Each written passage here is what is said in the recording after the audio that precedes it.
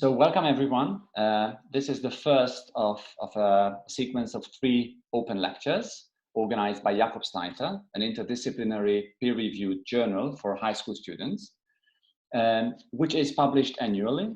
And this has a theme in each year, and this year's theme is maps and models. And this week we are going to talk with Orsolya Bajer-Molnár, an evolutionary biologist. Next week we are going to talk to Ádám Nádasdy, a linguist and poet, and 2 weeks from now, our host or our guest speaker will be Csaba Plé, a psychologist and cognitive scientist. So the theme or the idea of Jakobsleiter is that we would like to create a platform for high school students to be able to publish their results, to be able to make their voices heard, and to be able to interact and engage with ongoing scholarly discussions and engage with scholars who are in their fields. And we thought that one of the ways of making people interested in this could be to bring the scholars to them. And the very first of these scholars is my guest today, Orsolya Bajer-Molnár, a former employee of Milestone and a very close colleague and friend of mine, and also at the present, a postdoctoral researcher at Konrad Lorenz Institute in Vienna, Austria, where she is working on science communication related to her own fields of expertise.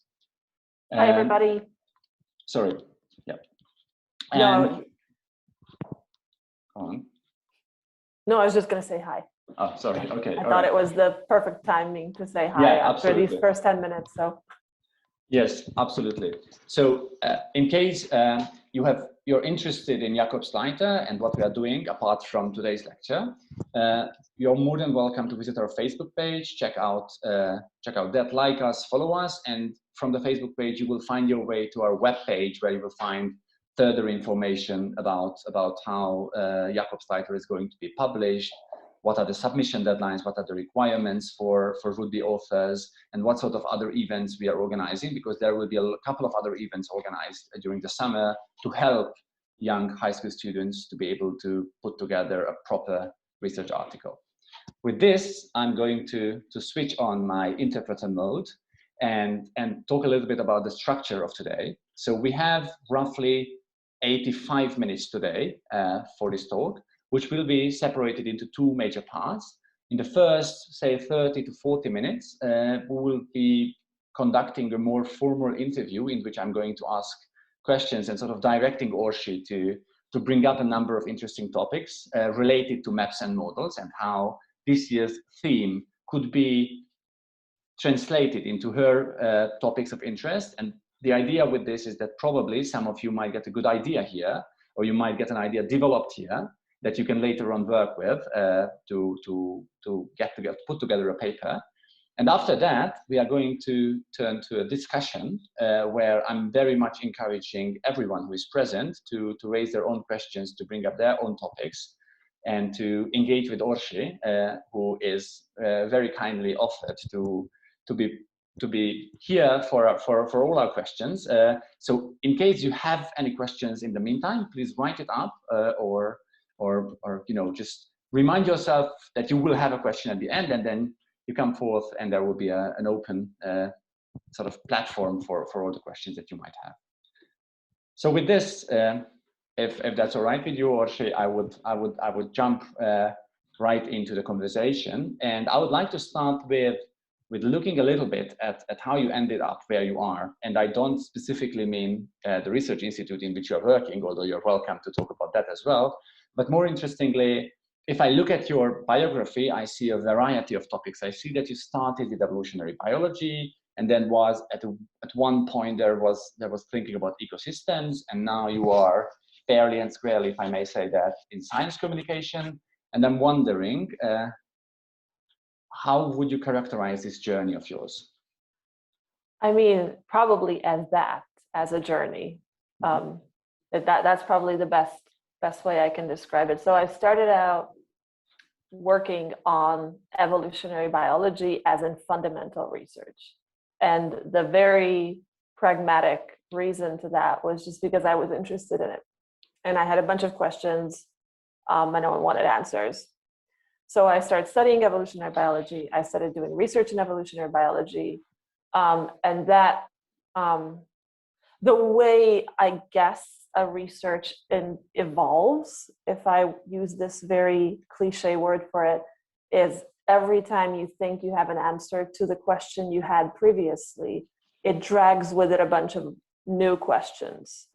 So that's going to kind of lay out the direction of your next steps and then your future, pathways and whatnot. So anyway, I started evolutionary biology, I started behavior ecology, and then with behavior ecology, I was into sexual selection and sexual signals. And then one of the things that is often represented in sexual signals is parasite load and health state. So that took me to parasite evolution, because then I got interested in what parasites were doing with their hosts. And then that took me to Brazil, not because there was a postdoc in Brazil that I was able to collaborate on. And then in Brazil, while I was researching parasites, it was in 2014 to 16, there was an outbreak of the Zika virus, which probably a lot of us have heard of. And the outbreak started in the city that I was living in. So I had a lot of firsthand experience from doctors and patients and whatnot, but everybody knew that virus was there decades back. And I actually had a doctor say to me the year before that if I had to choose from the epidemics that are currently in that city of dengue and yellow fever and Zika, I should hope to be infected with Zika, because that's just like 2 days of fever and then you're done. And then it turned out that that wasn't the case in the 2015 outbreak. So there were like a bunch of, premature babies born, microcephalic babies born. And, that was really kind of a question that I had to ask from the perspective of parasite evolution, like, what is going on? What happened? Like, how did this happen? And anyway, that took me into the emerging infectious disease. And so with emerging infectious diseases, I was still very much in the fundamental research, right? So I was doing, the evolution and the host parasite assemblages and like how parasites react with their hosts and And, but at one point, my research got to a stage where I realized that evolutionary biology knows something about how diseases work that it's as if it's not being acknowledged in fields that battle diseases and combat diseases. And so that is where I had this, and I'm still in this ginormous shift of a discipline where I go from the fundamental research of, the typical scientist locked in their office running models, and then something comes out that nobody understands, to science policy, which is what I'm doing now. Which means, how do you build channels and how do you go from science saying this is what we should do to actually getting it done?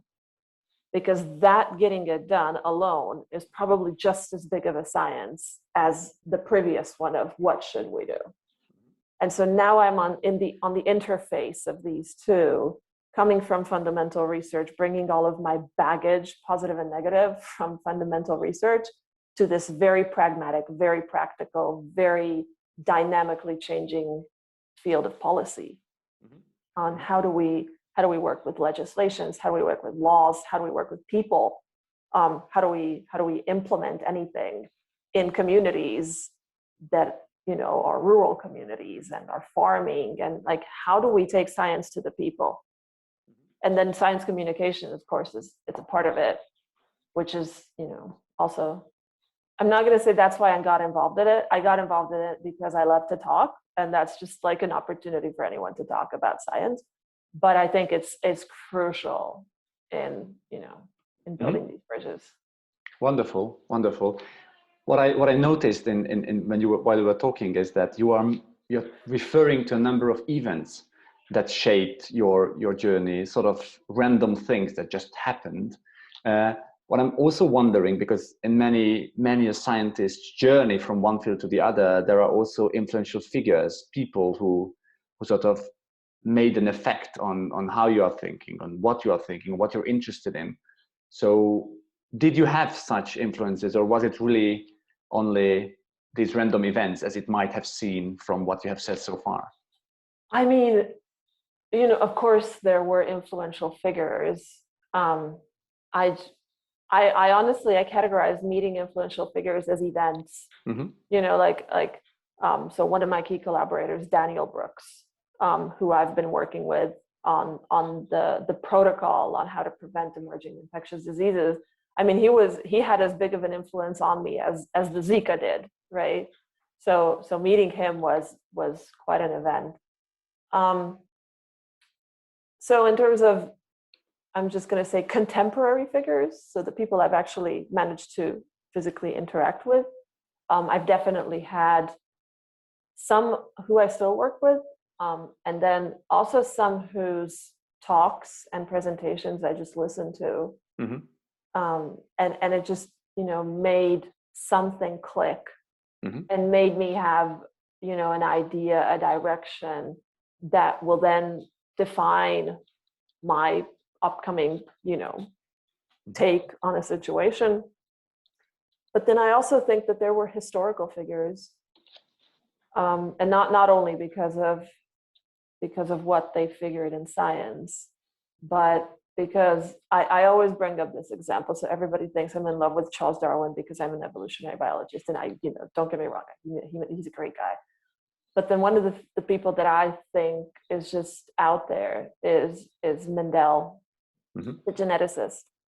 And of course, I mean, you know, we all probably know how he is just way ahead of his time in figuring out how genes work and what was going on with inheritance. Well, not genes, because he didn't know about genes, but he figured out inheritance, and he was able to foresee that one day in the future, people are going to find something that behaves exactly like this.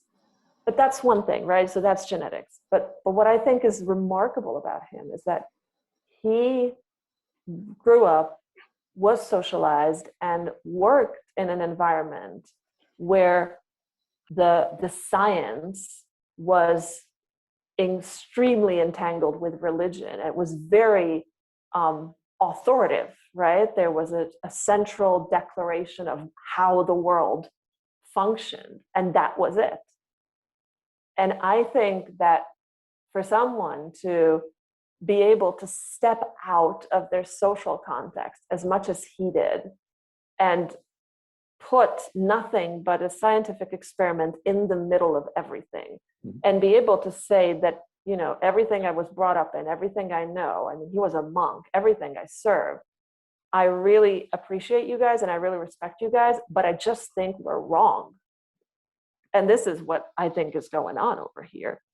I think that is as much of a genius as figuring out inheritance. And I think that has nothing to do with natural sciences. It has everything to do with what type of a person someone is.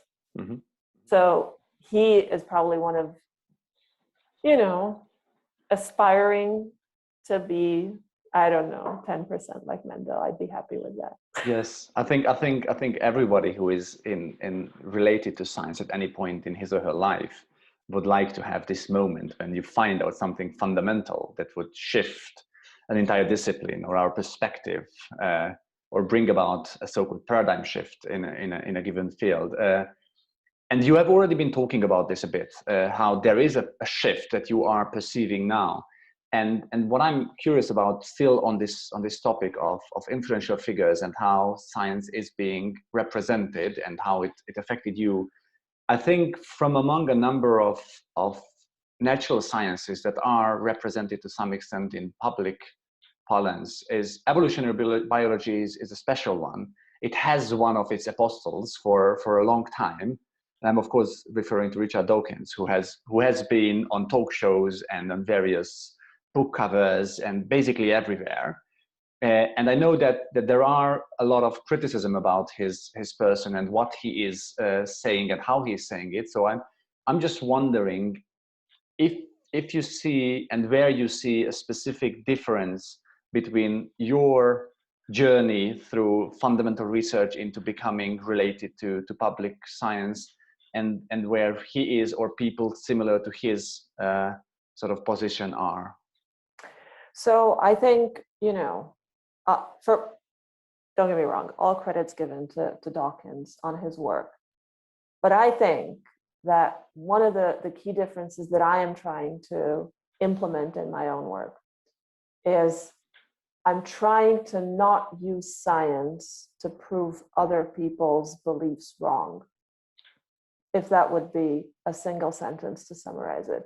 I'm trying to not use facts to prove something that those facts can't prove.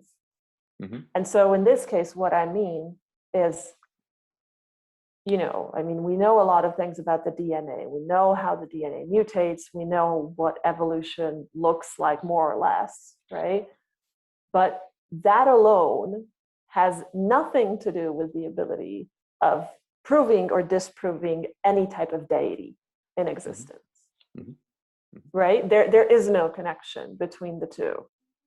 And I think this is where, and it's, you know, I mean, it's not all on Dawkins. I mean, this is a very typical trend in science, and not only in natural sciences, in many different sciences, is, you know, the fact that we are smart in a topic that we do a lot of research on, which makes it not so difficult to be smart in that.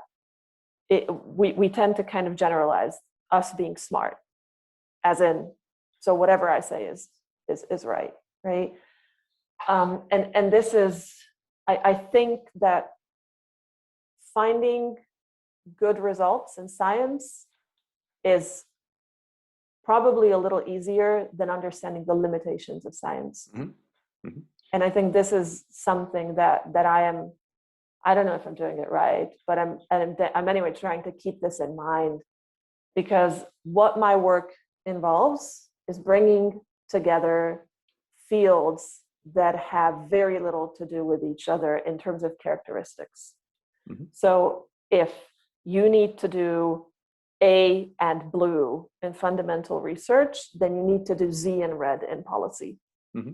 which is why a lot of times these two don't meet, mm-hmm. right?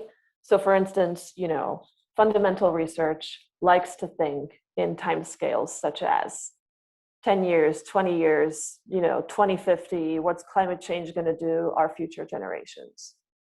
Policy thinks in months, mm-hmm. in this end of this year when the budget ends, in the next 3 years when the elected official is going to run out of its mandate. In, you know, I mean, those are the timescales they're thinking of. Mm-hmm. And so I think if someone wants to create something interdisciplinary between two fields, then you can't go in there kicking the door down from either of the directions. Mm-hmm. You can't go in there saying, I'm right, you guys need to do as I say, right? You need to understand where the other person is coming from, what their values are, what their concerns are, what their constraints are, because that's the only way you two can work together. Mm-hmm. Absolutely. So, just to comment at this point, I see that members of the audience already started posting questions in the chat. That's wonderful. We will come to the second part of the lecture where all the questions posted by the audience will be brought in, or I would even say members of the audience are welcome to just unmute themselves and ask their questions, but we'll come back to that. But I just want to follow up on one thing that you said at this point, Orsi, or basically what you didn't say yet, and I would like to push you on that. You said what a scientist shouldn't do, or scientists shouldn't be doing, but if you were to say in one sentence, or in two sentences if you wish, what scientists should be doing, what would it be? One sentence, if I had to summarize everything, I would say that a scientist needs to stay open and needs to stay doubtful on their work, on their results, on other fields, other issues, other questions. I think this is one of the issues that I know I've been facing, is that your passion, your curiosity, your interest, it sucks you in to your own research, to the niche, to that manuscript, that statistic, that figure that you're working on. And you lose sight of the outside world.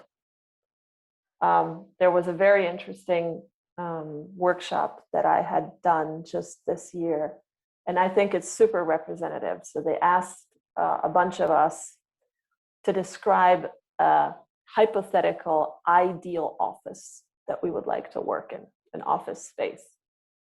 And of the 15 people over there, all scientists from completely different disciplines, economics, anthropology, biology, science philosophy, you name it, 99% of us described the office as either being on top of a very high building with a long staircase leading up to it, having closed windows or no windows. And I think that is absolutely representative.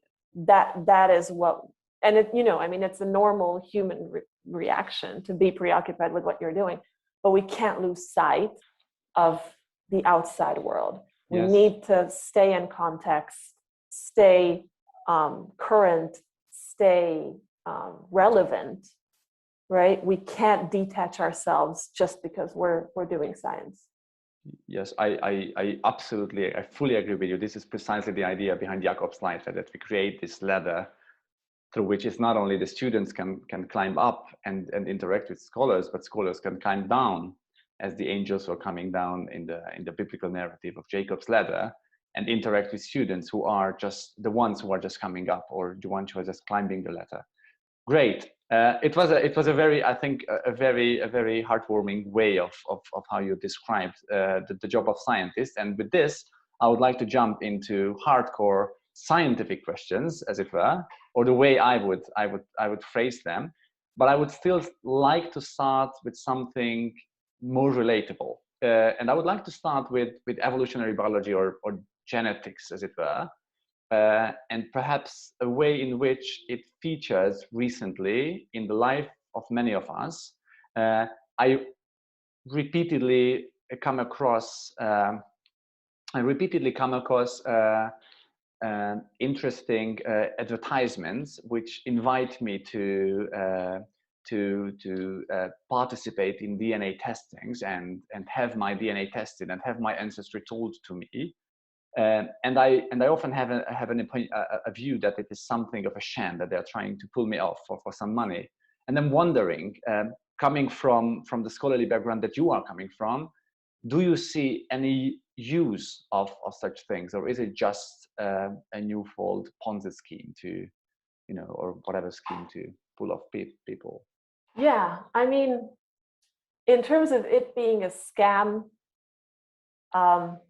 I think, I've seen more dangerous scams than this, because it doesn't, promise anything that it won't deliver later on. I mean, you get to decide, you get what you pay for, right? You get a paper that you're 10% Viking and 5% Mongolian, whatever, and you're related to Genghis Khan with 0.3%, right? So it's like that type of, researching our origins, really. So I think the scam, or like the sham or conspiracy part that I've heard related to this is that they're all collecting our DNA in a big brother data bank somewhere, and then one day something's going to happen from people, gaining access to our DNA, whatever sequences. As a natural scientist, I think that is well along the lines of science fiction as of today and to the end of our lives. So it's not, they can't mind control you, and they can't, remotely do something to you just because they have access to your DNA. In terms of it being useful, though, there are studies where sometimes you can read these fun facts of, humanity is descended of 6 males, originating, I don't know, a couple tens of thousands of years ago in wherever. Or that, the large migration routes of Mongols went all the way to da da da da da. So like these studies oftentimes are based on these types of genetic analyses, where if you get enough people to submit their DNA to a database, and then you can analyze those sequences with as much detail as you have, then you can actually discover these large patterns of, hey, there's remarkably high percent of whatever origin in this population, or hey, there is like a spike of whatever type of DNA coming from those samples over there. And I think the reason this is important today is because we need to remember that 150 years ago, there were probably 5% of the population who's ever been abroad. Whereas today, that would probably be more 60% of the population. So the world is changing into such an interconnected, globalized, international community that these patterns within generations are going to be, diluted. Because, until 150 years ago, people tended to marry with those they knew who were in the very close vicinity of where they lived, where they were born, where they kind of stayed along their lives. But today, this is all changed and everybody can go anywhere. So I think this is one of the reasons that these are important, because those scientists working with these relationships realize that it will be, disappearing in a matter of a couple of generations or diluting anyway. And then if we want to talk about, a completely different perspective over here, when you think about, DNA analysis, right? And then analyses such as paternal analyses. So the part, everybody thinks that DNA has always been a fundamental research natural science, but in fact, paternity tests and DNA samples were at one point predominantly improving because of criminology. Because criminology needed to find a way to identify someone based on their DNA samples. And if any of you watch crime shows, then you know that any crime scene 20 or 30 years ago, they were collecting blood samples because all they could tell was the blood group, right? The A0, B0, AB, whatever. But that wasn't enough. And so criminology was actually hugely responsible and had a huge credit in figuring out how to analyze human DNA and how to identify someone based on human DNA. And I know that there are ethical concerns raised, but when it comes to perpetrators who can only be caught based on their human DNA, or based on their DNA, hopefully it's human, right? But based on their DNA, then these large data banks can also be of assistance to a department or discipline that has nothing to do with fundamental science, to police forces and armed forces and law. Mm-hmm. But there is another sort of implicit hope there as well, isn't there, of finding out ways of curing incurable diseases, of mapping out the variety or the diversity of human genes and finding sort of patterns in it. And this brings me to another sort of, I think, very general question that is often asked in relation to genetics, or the DNA analysis, is whether there are really like good type of genes that would help you come across these difficulties or avoid the unavoidable diseases that are awaiting people at the end of their lives, or sometimes earlier than that. I mean, so there definitely is, right? So there is, on the one hand, now we have things like personalized cancer therapy, where they take a sample of that particular tumor that you have and then analyze which factors are responsible for the growth. And then they fine-tune therapy for targeting your particular, malicious tumor, which is obviously, those are key contributions. There is also ways of now screening people who have a genetic, well, you can say predisposition or tendency or history in the family of developing type 2 diabetes, Alzheimer's, Parkinson's, this, that. I do, however, need to emphasize here that oftentimes the role the genes play in especially, elderly life diseases is very over exaggerated.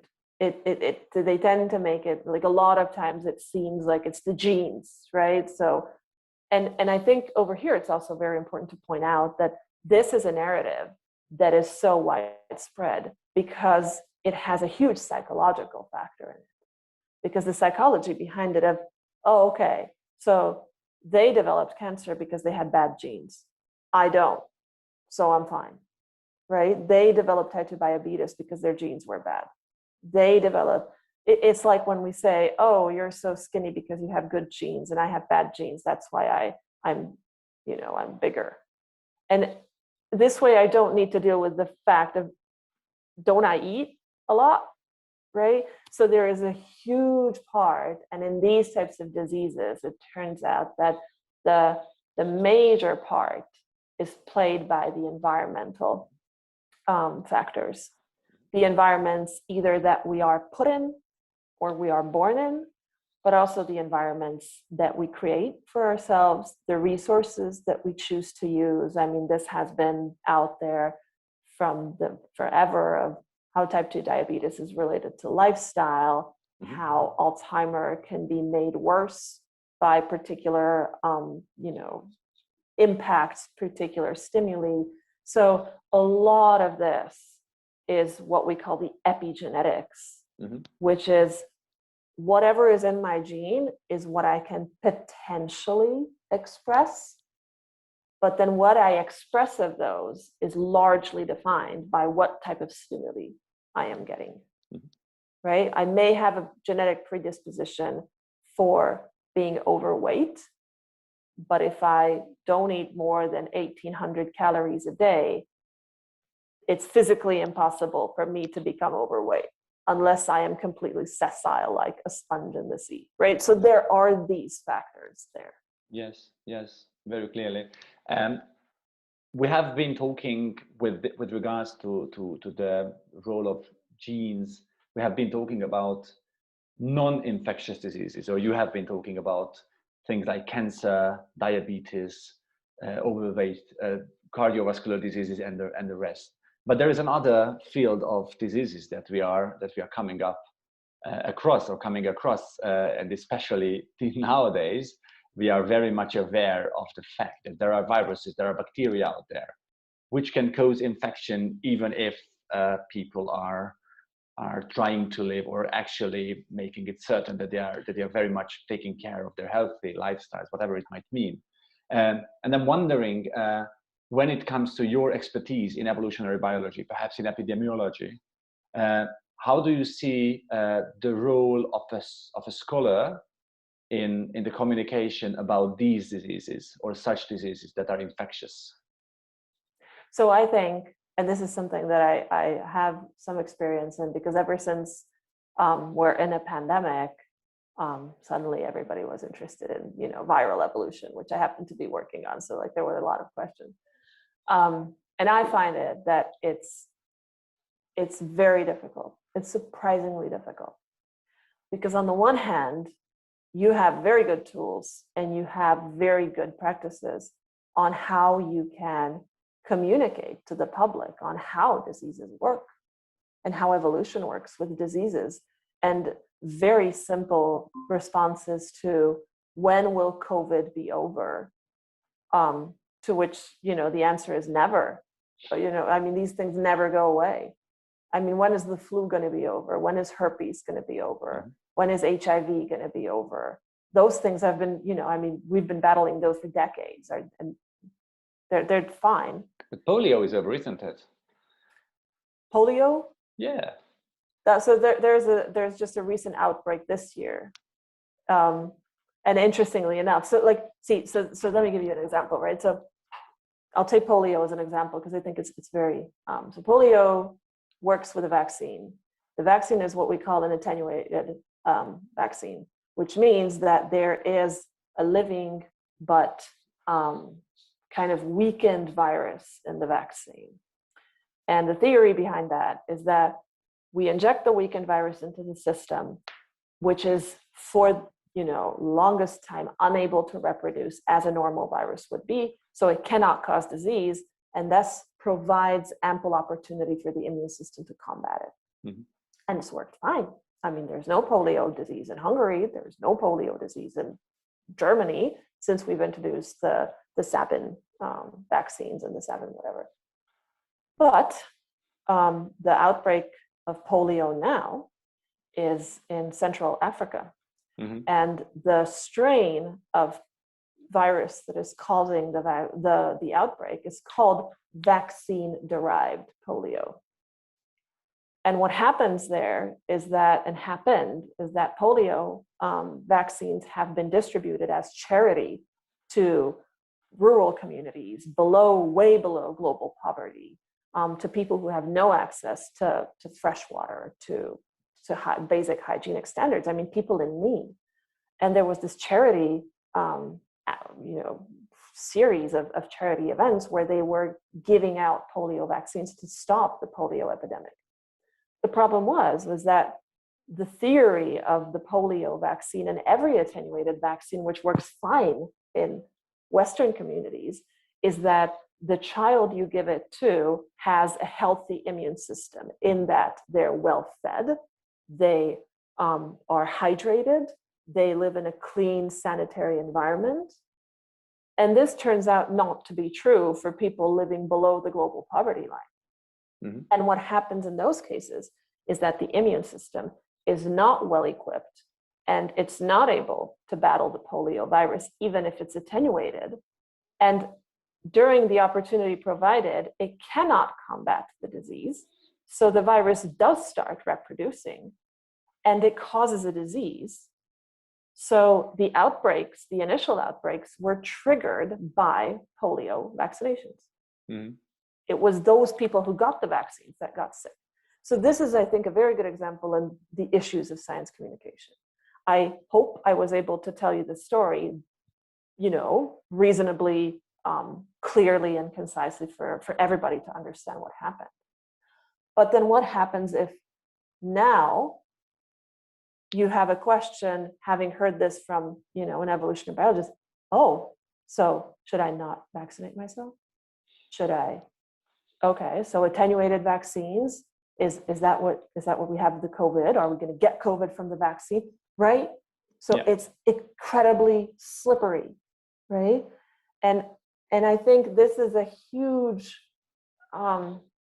it's a landslide we need to be very, very careful with, because if you get the right data, the right results with the wrong context out to an audience, it's going to deliver the absolute opposite that you want. Mm-hmm. Mm-hmm. Right? So the reality is that polio vaccines work because they have eradicated the disease in communities that were prepared for that type of vaccination. Mm-hmm. But vaccines are not magic. Science is not magic. Science has incredible opportunities, incredible results and potential, but it has its limitations, right? And we can't forget about those. And this is true for everything. So vaccines are wonderful if they're used the right way, if they're used with thought put into who I'm giving it to, why I'm giving it to, when I'm giving it to them, which is what you see with the COVID vaccines, where you have all this, questionnaire to fill out. If you are pregnant, if you are breastfeeding, if you have a chronic disease, then you get that type of vaccine. If you are this age group, you get that type of vaccine. If you have kids, you get this. If you work in whatever environment you work, you get that. So this is the type of thought, right, that is put in there because good science learns from previous mistakes. Mm-hmm. Just one more question before we open the floor for the public to ask their questions. It's just one sort of follow up on this, and perhaps bringing us closer to the theme of maps and models. Is that one element of public science that I have been seeing a lot ever since the beginning of the COVID virus, but actually even before that, with regards to other infectious diseases, are these very beautiful, colorful images of how the virus is working or how the virus looks like in a 3-dimensional, 2-dimensional space. And so I'm wondering, what is the use of those? Is there any use to those, or are they just nice pictures?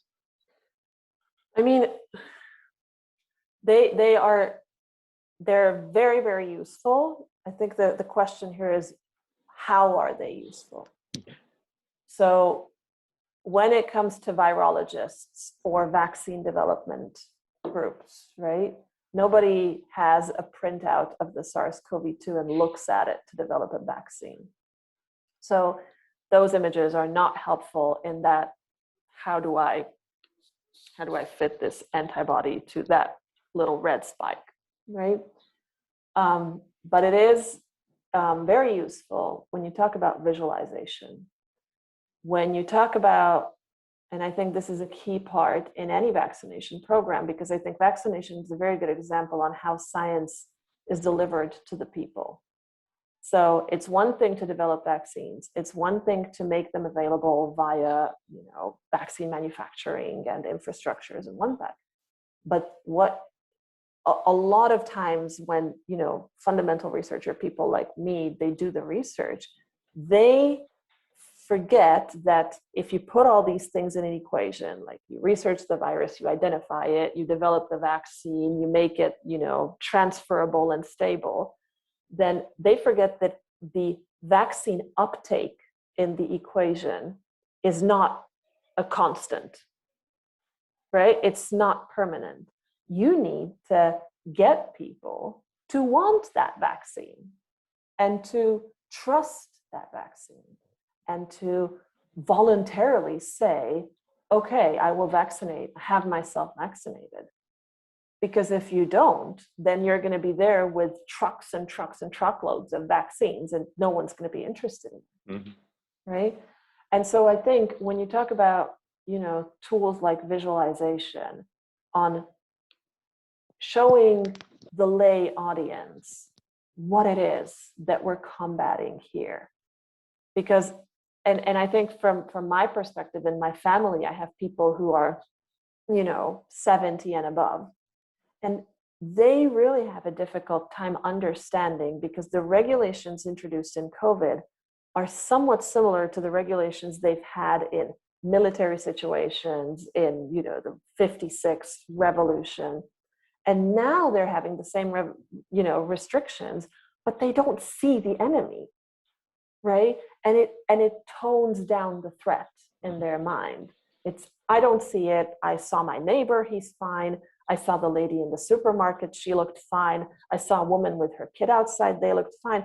Is there a threat, actually, right? And this is where I think things like science communication, pictures, animated graphs, infographics, things come in which show anybody who is willing to look at it or listen to it that, hey, this is the situation, and I understand you don't see it, as in, there's no viruses walking up and down the street with a revolver, right? But it's a threat, just like a military situation would be, because it's not everyone, but it could be anyone, right? And I think this is where these types of tools come in. So in terms of combating the virus, a well-designed animation is nothing less impactful and important than a well-designed research is. Okay, wonderful. I would have multiple questions yet, but at this point, as I promised, I would really much like the audience to come in and ask their questions. There have been a couple of questions already put in the chat window, but I would like to encourage all of you who are here to actually unmute yourself and and ask your questions with your own words, so that we can create a discussion out of an interview. So at this point, I would like to ask you to unmute yourself and ask your questions.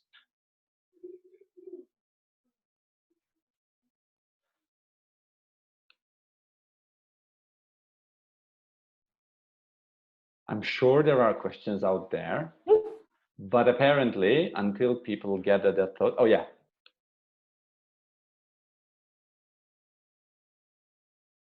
Yes, so perhaps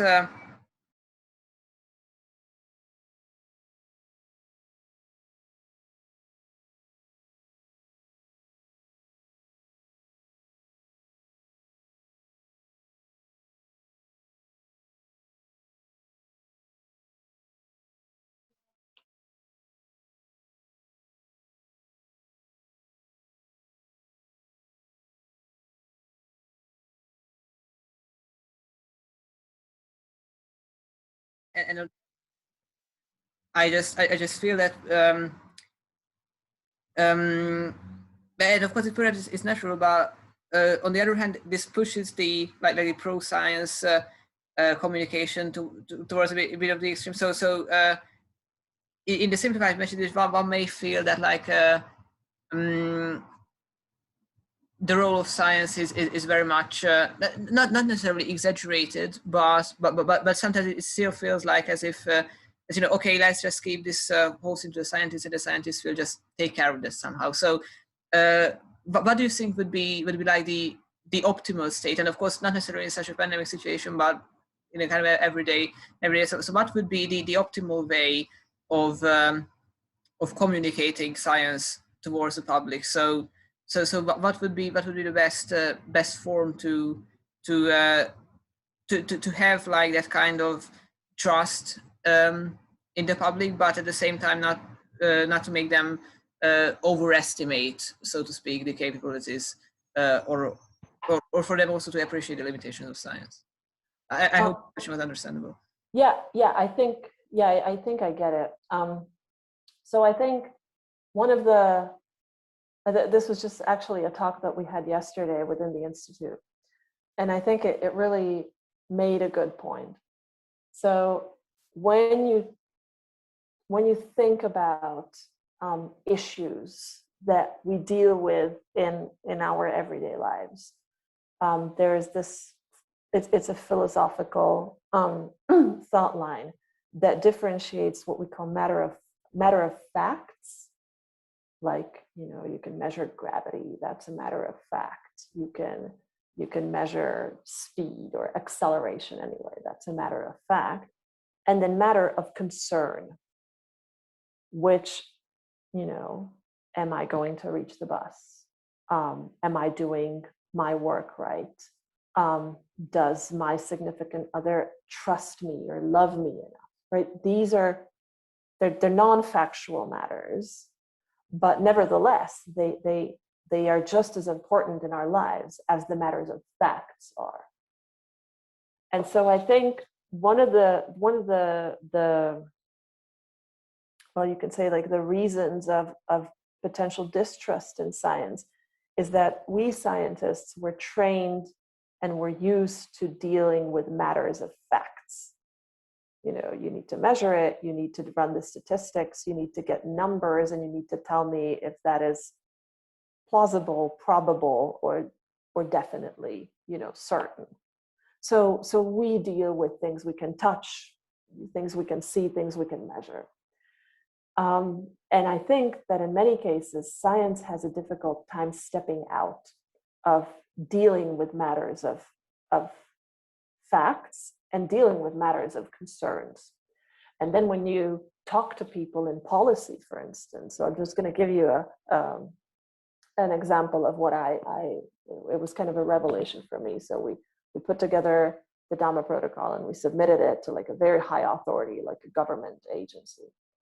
And as a scientist, you have the numbers telling you on how long this plan can, last, and how it can inhibit diseases, and like, in 20 years time, if you measure the number of emergences here, then you're supposed to see a lot less. So that's the matter of fact, right? And then we submitted it to someone, or beforehand, there was someone who took a look at it, and he said, well, you guys do understand that whoever is going to be looking at this has a mandate of 4 years. So whatever they're going to be interested in has to happen in 3, because after the 3rd year, it's re-election. And that's their matter of concern, right? And from their perspective, you need to understand that for someone who's that's for their profession and that's their job, they can't prioritize your 50-year vision, because they probably won't even be around in 50 years. I mean, their kids might be, but for now, their concern is, what do I do when my mandate is over? Am I going to be here? Am I going to be kicked out? Is it going to be a completely different team? How does this proposal serve my concerns? And I think this is where science communication often goes down a different path. So we present our facts, they clash with someone's concern, and the way we try to address their concern is by hammering them with more facts, right? So if you say conspiracy theory, right, or anti-vaccine people, so you need to figure out that the root cause over here is not people having read the research of vaccination and statistically have found that vaccines have a higher percentage of not working. The root cause of any conspiracy theory is ideology. They simply have a different belief system, politics. There is a very interesting distribution among social layers in conspiracy theories, and looking at which social layers are more prone to having and being engaged in conspiracy theories. So there is a social pressure and a social environment, right? And these are all factors that I'm not going to be able to address by just, flailing papers of vaccine research. And I think this is what science communication needs to understand. It needs to be an educated communication. I need to know my audience. I need to know who I'm talking to. And I need to talk to them. And I can't lecture them. I can't call them out. No one's ever stopped being a conspiracy theorist just because someone told them they're dumb. That's never happened. Or, no one's been called an idiot by a professor emeritus and then changed their mind of, oh, I'm going to believe in that. That's never happened. So I need to start speaking that type of a language that my audience uses. And that's how I can get a message home. And I think this is what science communication is about. Thank you very much for the answer. Yeah. It's very, very insightful.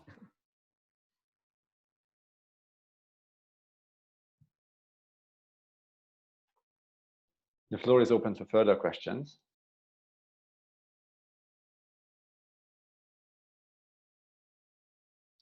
Then until further questions are brought in, I will just read out one of those that were posted in the chat before. At one point at the very beginning of the lecture, you said that you don't want to use science to question the beliefs of others. And the question is whether it's really a choice and whether you think that young Earth creationism is compatible with modern Darwinism. When we say compatible, if we ask whether it's, if by compatible we mean, are they two equal competing sides or opposing sides? I don't think so. If we ask, are they equally important in shaping opinion, whether it's individual opinion or public opinion, I think they are compatible. And then this is a struggle I've been experiencing from multiple different sides in terms of creationism or evolution. And this is really my take. So don't look at it as, the general, universal truth of anything. But I personally, I don't like to engage in this debate on creationism or evolution. And I don't like scientists engaging in this debate, and I don't like creationists engaging in this debate, because to me, and again, but to me, this is a debate asking, do you like orange juice or pizza? It's not the same thing, you know, it's just not. And this is why you're never going to reach a consensus, because the one of them is a belief system of how Earth is created. But I think more importantly, most of the belief systems are in one way or another looking for the meaning of life. We want to know why we're here. We want to know who put us here. We want to know what is the meaning, what is the aim of all of this? Is it for me to go to heaven? Is it for me to go to nirvana? Is it for me to go to Valhalla? What do I need to be afraid of? Do I need to be afraid of hell? Do I need to be afraid of, you know, what is it? And, you know, science can't give you the answer to that. Never will be able. Science doesn't know what the meaning of life is.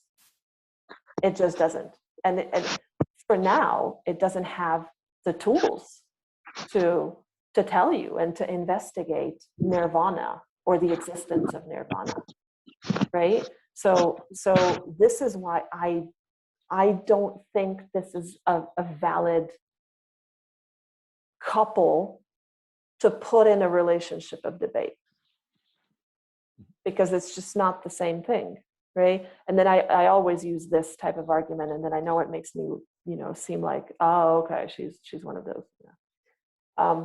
But so 200 years ago, if you went out there and told someone that, hey, I think there are these spiral-like double chains of molecules inside our body, which is actually not even a single body, but billions and billions of tiny little bubbles stuck together in a body shape. I mean, the best option you would have had is that they would laugh at you. The worst is they would burn you, right? Because we and nobody had the means of checking if that was true, because we didn't have microscopes, we didn't have biochemistry, we didn't have a lot of these tools, right? Now, you know, fast forward 200 years, now we know that the DNA is there, and now we know that the cells are there because we can see them, we can, you know, I don't know, make all these, you know, preparations, we can visualize them, we can look into a microscope and whatnot. But just because we see something we didn't see 200 years ago does not mean we see everything. And by this, I mean, are there ghosts? I don't know. But I can't tell you, I can't prove if there are, and I can't prove if there aren't, because we don't have the measuring equipment. We don't have something that's going to tell you, look, this is a cell. I managed to isolate it. Maybe, you know, 200 years ago, or 200 years later, or 2 years later, or tomorrow, someone's going to design something that says, hey, I caught a ghost. Here it is. You know, I captured a spirit. I captured a, you know, whatever. I recorded a phenomenon that we think is supernatural.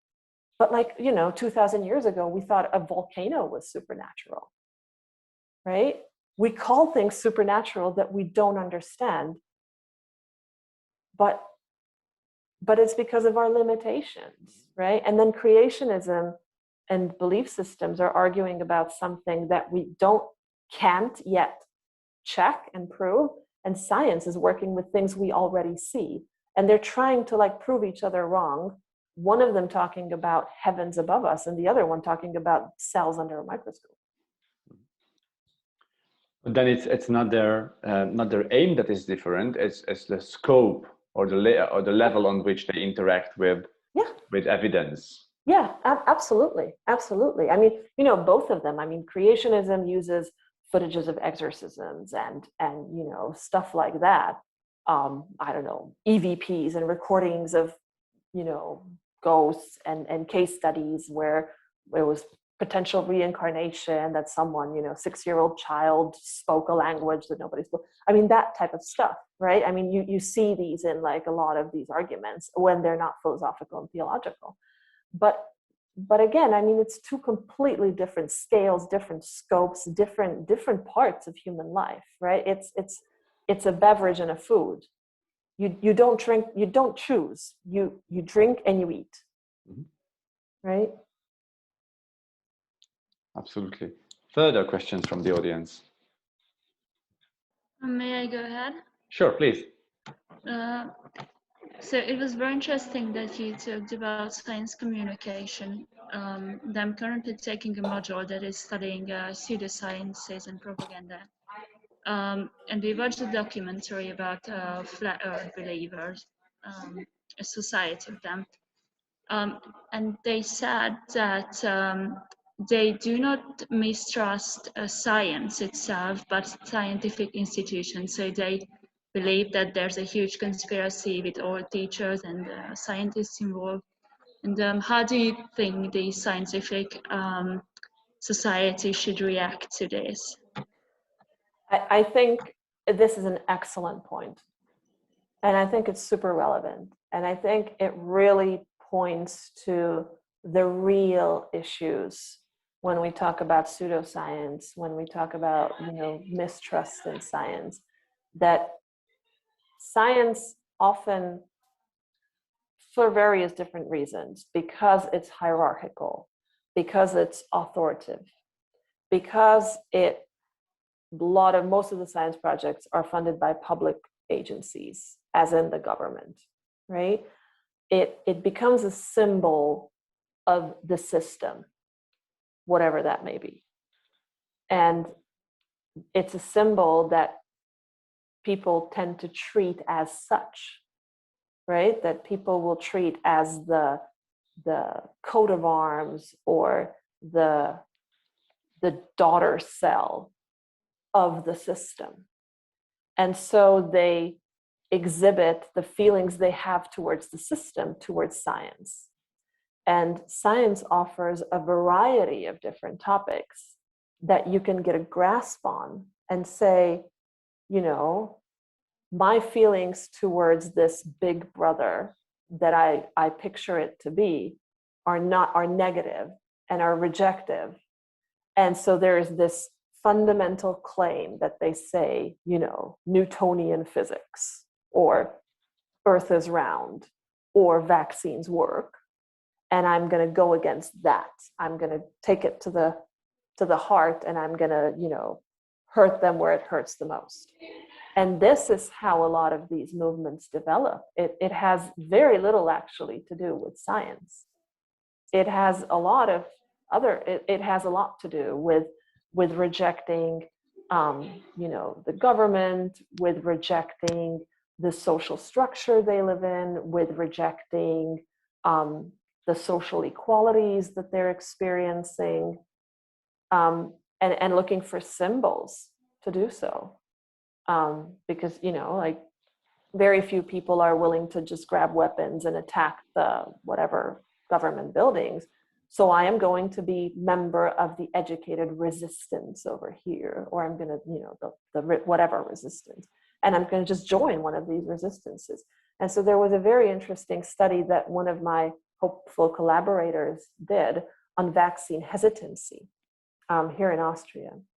And so their findings were that vaccine hesitancy, of all the different factors of educated, school, that most remarkably and most significantly defined whether someone was willing to take the vaccine or not was whether they voted for the current government or they didn't. Because those who voted against the current government were strikingly the most among whom you would find the vaccine resistant ones.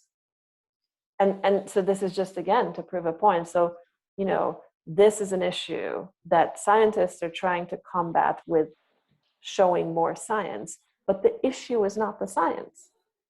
The issue is something that is not out on the table.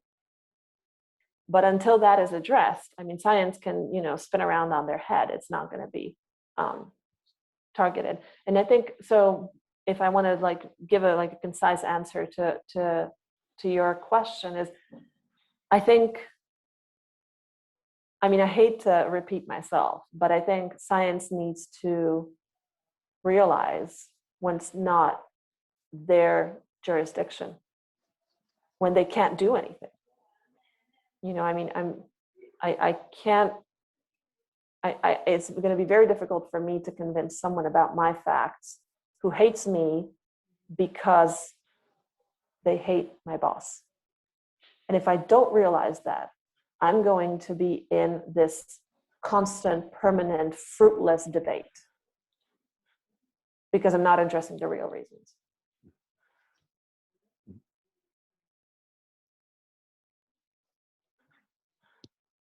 Further questions? Now is the time.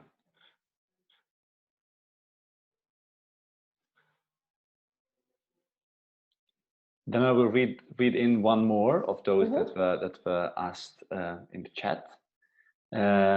You said at one point when I asked you to summarize to us what science is about, is that science is about openness, remaining doubtful, and sort of maintaining this critical attitude toward everything that we encounter. And the question is whether you can do any scientific endeavor without a strong belief in science, and whether you can drive policy-oriented projects without a firm belief in some basic scientific knowledge. I think it's a good question. If you say, you know, basic science, I think that is something very difficult to define, because you would say, you know, basic science is gravity. But even there, I mean, I'm not a physicist, but I'm, you know, a physicist would say, well, where? You know, I mean, gravity is not always as we imagined it. Like, where are we talking? So, like, you know, basic science, I think, is a very, very difficult bubble to define the limits of. I think when it comes to policy, it is not doubting everything. You know, it's not this LARP with doubt that whatever I'm doing, I just need to doubt everything. But I also think it's not about trusting anything that science produces, and I think more importantly, it's not about taking scientific results as universal truths. I think that's most important. And again, I need to go back to the limitation. So well-designed scientific research and their results is going to be significant. But we need to understand that the significance has a context in which it is significant, and it has an expiration date. Because good science is the one that is able to correct itself. So we need to let go of, when we say we want to leave a permanent mark on this earth, we need to let go of the idea that it's going to be one of our scientific results. Mm-hmm. It is going to be, if anything, it's going to be the progress and really the journey that we go through. It is going to be the way we are able to shift contexts, shift from one thing we thought was the truth to the other thing that turned out to be the next truth, and the next truth in line, right? So it is our ability to undergo this change and adapt and really rock this change that is the constant characteristic of science. So I think it really is, it's not a fact you need to trust, it's the process that you need to trust, right? And for the policy anyway. Mm-hmm. Mm-hmm. Right? All right, that was a little bit of a break for those members of the audience who I'm certain have questions, to phrase their questions precisely, so that now they can speak up. Yeah, go on, Shimon. Okay, thank you. So basically, my question will still be connected to this issue of just like science and the public, and perhaps some and also it just got me thinking this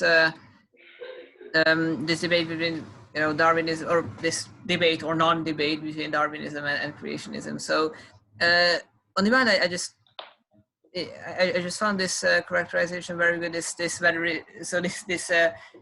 kind of simile with this food and beverage. So that these would be two different things. But I feel that, for instance, in the case of creationism and Darwinism, we just come to, I feel that it just come to a point where I can't help but see that it is to some point science and religion standing in a more or less open dichotomy, or in a more or less open opposition, basically, because of course perhaps it's not directly about science, perhaps it's also at some point about beliefs in heaven, for instance, but still so like I just really can't help but say that if science is saying that we are really just one point in the universe, and we weren't created, but we evolved through time, or humanity as such did not exist from the beginnings of time. So this just kind of like undermines one very basic foundation of the other system. So I just still feel that we just can't completely disconnect these two parts from each other. So I just still feel that there is kind of a connection between them, and perhaps it's not really about science, but still, if we look at on a perhaps philosophical level, or in a more theoretical level, that there is still a big tension that is perhaps prone to cause conflicts, or is it? No, I think I get the point that you're touching on. And interestingly enough, so I mean, I guess it's not that surprising, but this is the point where science tends to lose its battles against creationism.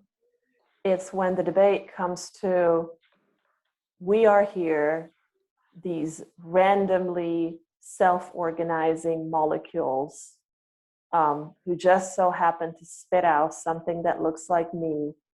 And, as soon as we take our last breath, we're just going to decay underneath a bunch of bouquets, and that's going to be it. And it will have had no meaning, because we're just like randomly mutating molecules in the, in the landscape of eternity, right?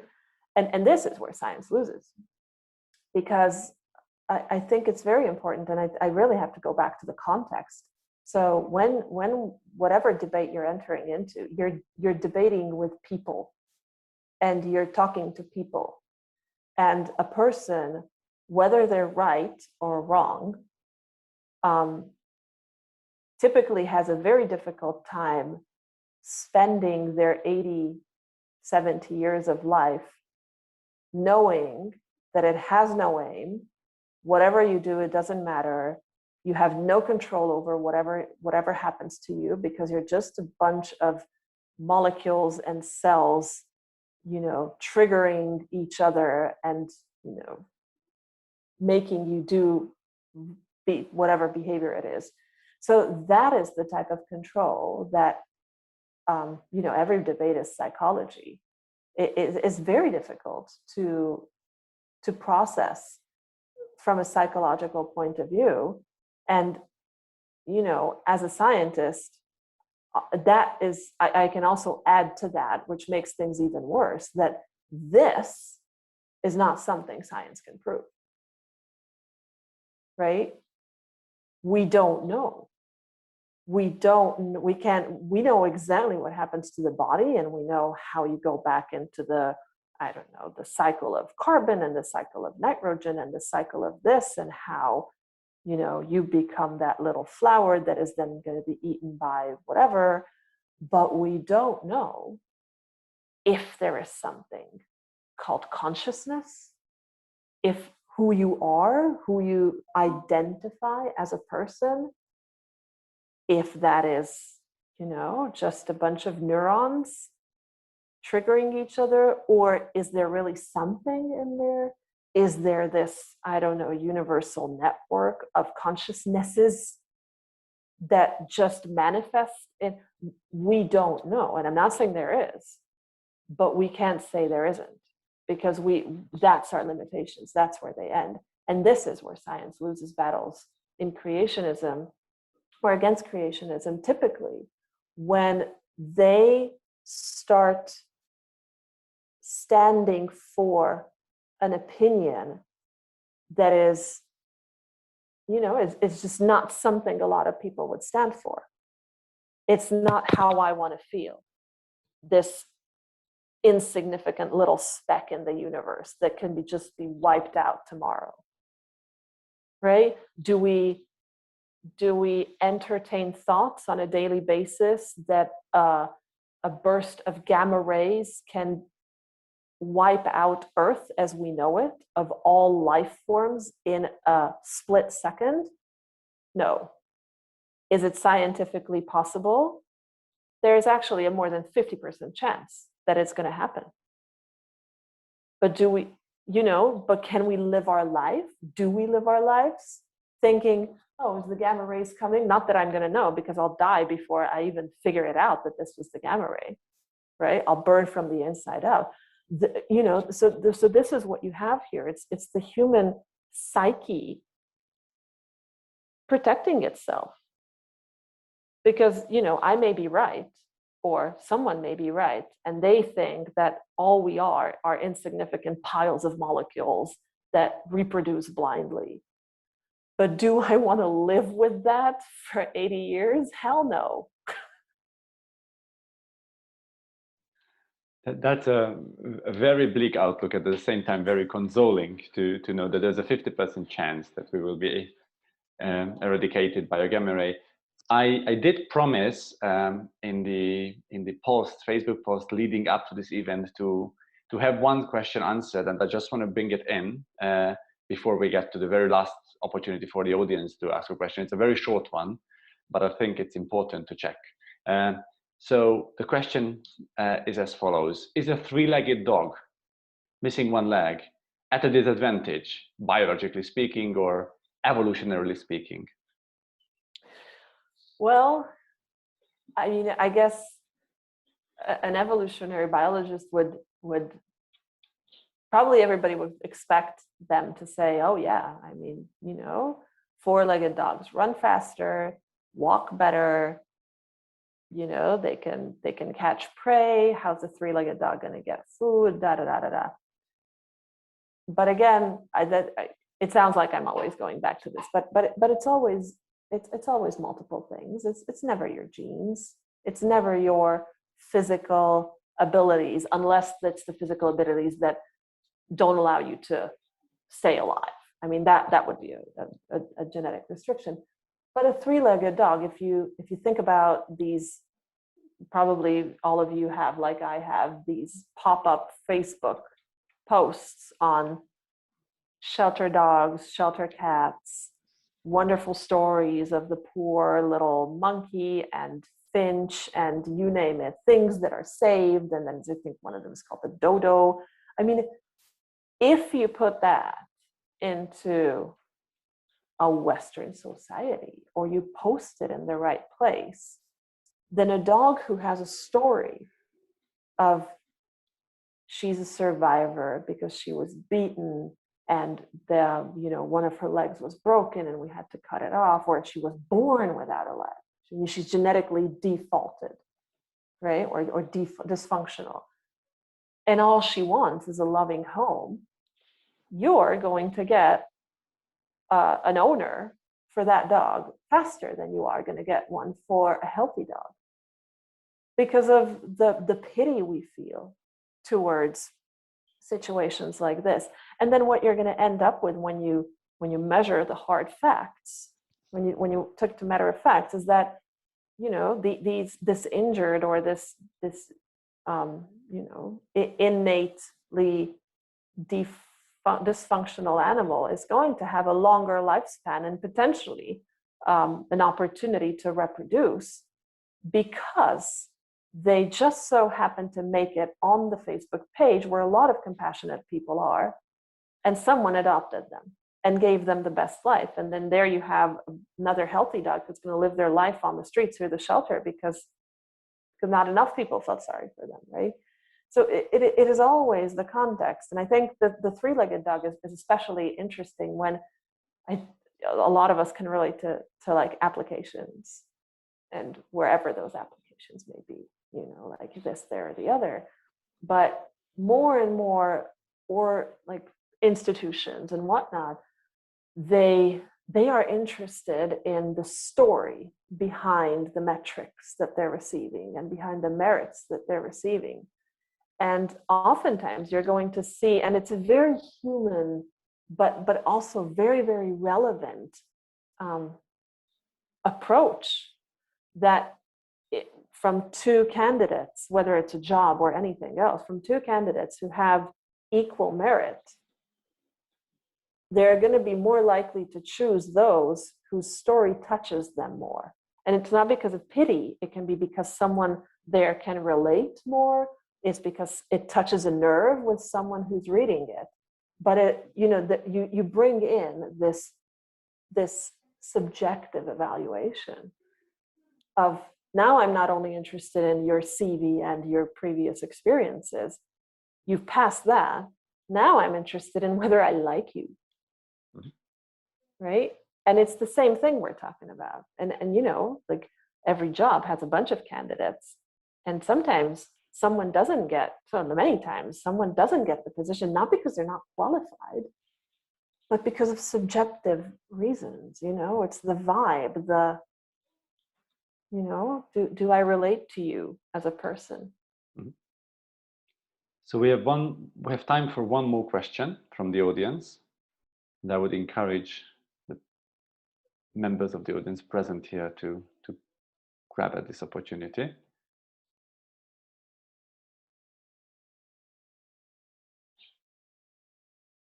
If really no one is willing to come and meet this challenge, then there is, wonderful. Shimon, please. I mean, I also have a question, but I see there is a question also in the chat, so I just don't want to take the chance away because it was sooner. So it is written there sooner. So I mean, feel free to start with yours. Yeah, so I was just curious, and I went to say kind of a completely different question from, if it's no problem, from.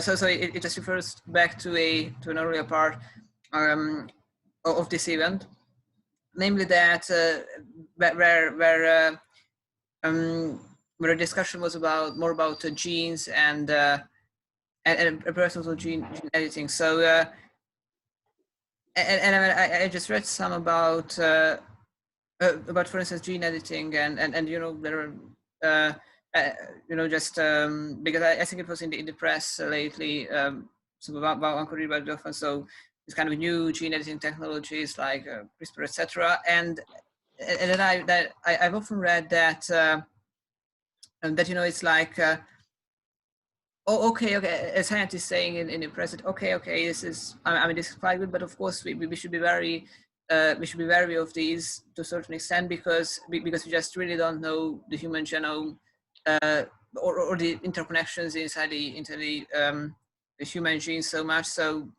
we might just cause some troubles there. So and I was just thinking,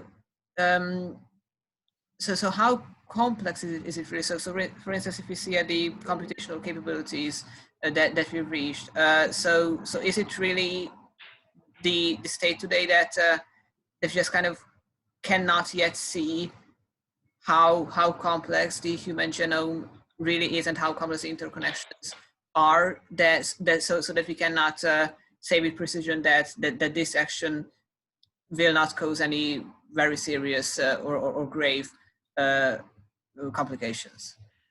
Yeah, so I think one of the important things, there are two things to consider over here in terms of what do we know of the human genome. One, we tend to think that everything in the human genome is something that codes a protein that will be then expressed. The reality of it is that probably 10% of the human genome is what actually codes proteins. Everything else is there for regulatory reasons or non-coding sequences, you know, like just non-coding as in not having any regulatory function. And that means that we not only need to understand what the coding sequences code, we need to understand how the regulatory sequences regulate. And that is a whole different level of complexity, because whatever they code, that I only have to figure out once. If it codes insulin, if it codes this, if it codes that, I'm done. But regulation is a process. So for that, I need to know how those regulatory sequences work from conception to death. And that's a whole different story. So I can't just say, oh, this is what the regulatory sequence does. Yeah, at this life stage, under these circumstances, in this embryo, da da da da da. So that's one. The other one is, like I said, everything is going to be depending on the environment, right? What we are capable of expressing and what we actually express can be, you know, black and white based on what environmental stimuli we're getting, what types of developmental processes we undergo, what types of impacts we suffer during any stage of our development. It is all going to be dependent on that. And this is the part that we are unaware of. Because you can't put humans under experimental conditions for 80 years and stimulate them in a way to see what happens to them. Right? So this is the difficulty of it. All right. Thank you, Orsi. So I'm just going to wrap up very quickly because we just got to 6:30 when this open lecture should end. So I just want to reiterate one more time that Jakobsleiter, this annual publication, is welcoming and accepting all submissions from high school students in any discipline, especially encouraging multidisciplinary approaches. And we are very much hoping that today's open lecture was a first step in generating ideas that could be further put into a proper research paper. And we are very much hoping that members of the audience who are in high school at present or just finished high school are going to submit their papers to us. As a second point, I just want to advertise to you that next week we are going to follow up this lecture with a second one. On the Friday, the 18th of June, we will be hosting Ádám Nádasdy for a similar open lecture. And 2 weeks from now, we will be hosting Csaba Play on a Wednesday, 23rd of June. These are all available. I mean, these pieces of information are all available on our Facebook page as well as on our online webpage for Jakobsleiter. And as a last point, and probably the most important that I want to make, is that I just want to thank Orsi for being available for us for this wonderful discussion. And I would also like to thank members of the audience for being with us and for raising these very interesting and important questions. Thank you all for coming today. And see you everybody next week on a Friday with Ádám Nádasdy.